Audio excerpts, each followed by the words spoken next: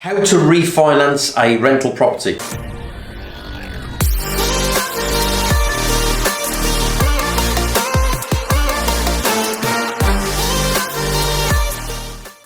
So in today's video, it's going to be a very short video, but I've had lots of questions on this. People have just asked, they've got one buy-to-let property and how do they refinance it to get some money out? Okay, so the scenario is you've got a rental property that has appreciated in value. So let's just say you bought a property for 100k. You've done something to it, you've increased the value and it's now worth 140k. Or you bought it for 100k, a few years have gone by, the property market's increased and now its value is now 140k. Okay, so your purchase price was that, your value is now this.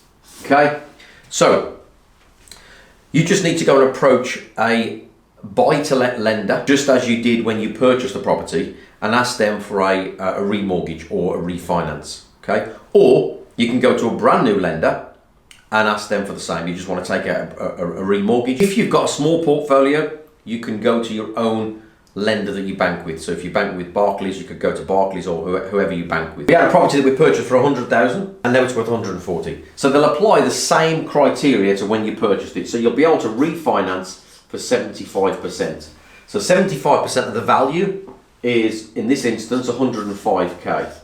Okay, so you're going to get a remortgage for 105k. On your original mortgage, you would have put a 25% deposit down. So your original mortgage is only 75k. You put 25,000 cash in, you had a 75% mortgage, 75,000, and the purchase price was 100. So you refinance for 105k.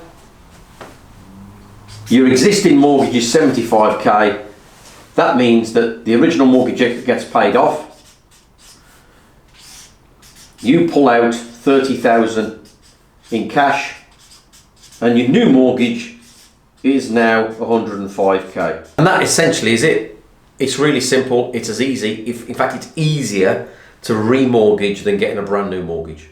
Okay, so that's it guys. So remortgage, and then with that 30,000, don't go and spend it on fast cars, Ferraris and world cruises. Go and invest that in another property.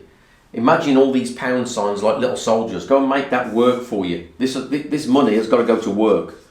So go and buy another property. Use that as a deposit for your next property and build up and buy your second property and your third and your fourth. Okay. If you just go and spend it on things, well then you've lost. You might as well have not bothered remortgaging it. And that's what I would call good debt. Having that is good debt, okay? Because you're going to invest that and make more money with that debt, okay? So that's all for today, guys. Don't forget to like, subscribe, and share. If you want to see any more of these videos or short videos, just pop a comment below with your questions and I'll do my best to make them. That's all for today. See you next time.